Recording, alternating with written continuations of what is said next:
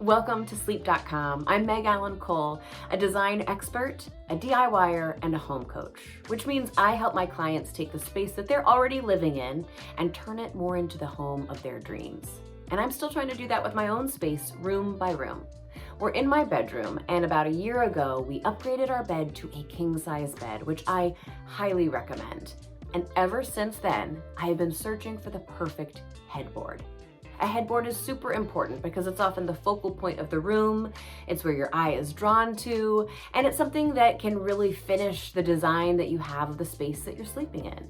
So after a year of looking for an upholstered, curved headboard in a muted color palette, I decided if I can't find one that's less than thousands of dollars, it's time I make my own.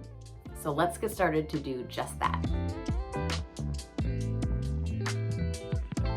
In order to achieve a curved headboard, we need to cut this, but we want it to be symmetrical and professional looking.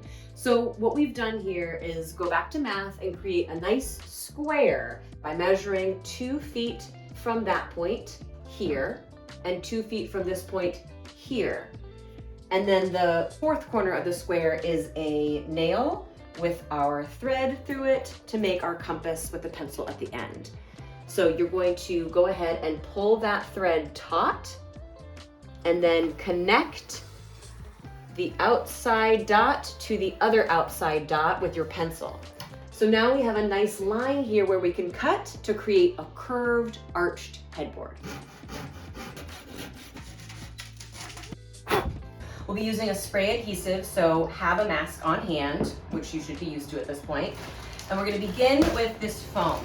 I have the foam all pieced together the way I need to cover the entire board. Use a scrap of some sort to place around the perimeter of the board so when you're doing your spray adhesive, it doesn't get on anything that's just past the edge of your wood. Let's do this. I have all the foam laid out and I'm gonna pull it up in sections, spray, and adhere it to the board.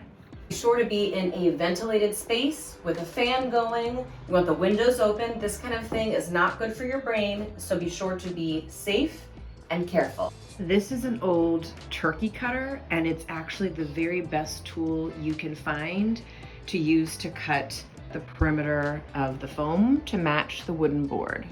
So we have our foam down. Now we need our batting before we can add our fabric.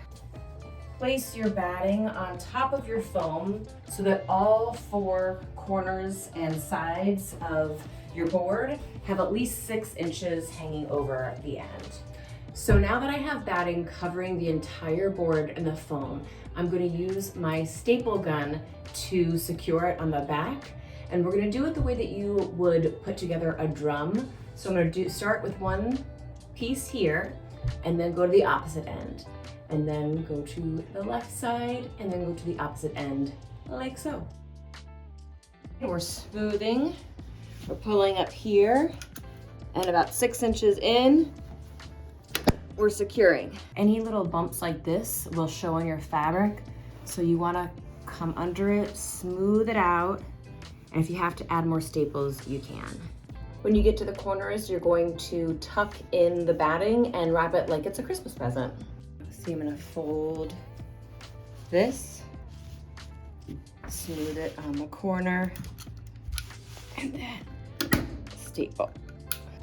And then again, we have a curved edge here, so we're going to like tuck and staple, and then tuck and staple, being very careful not to get any table or hands.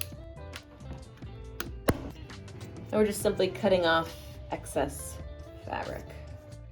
It's not the neatest, most perfect job, but man, that'll do. And now for the fabric. I picked a medium weight linen. For upholstery, you'll often use a heavier weight, but I really want it to be able to be smooth and have the edges curved and do something a little bit special as we continue on. Leaving about 4 to 6 inches, we're going to cut off the excess fabric. For a nice smooth piece of fabric, you can just iron it right on top.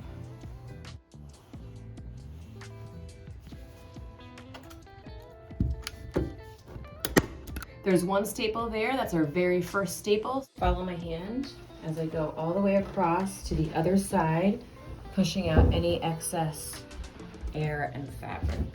We are going to cut our pool float in half using an old turkey cutter. I have done this many times before, so you will see me not using gloves, but safety first. I recommend using gloves until you get really comfortable with this so that you're super safe. Hold it so your hand is towards the non-blade.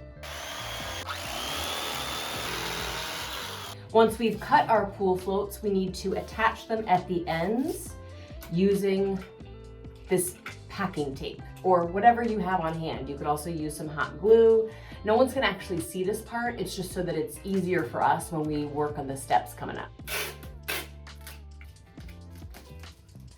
Just quick and easy, down and dirty DIY. So once I have one very long half pool float, I'm going to place it on the perimeter and then cut the excess off. I need to cut this right where the tape is. And I will be using my turkey cutter once again. This is just one cut. I can be very careful without using gloves and just get the excess off. Once I have the perimeter all set, I fold it in half. I'm gonna cut right at the fold. I will begin by putting a strip of glue on the flat part of the pool float, about a foot long.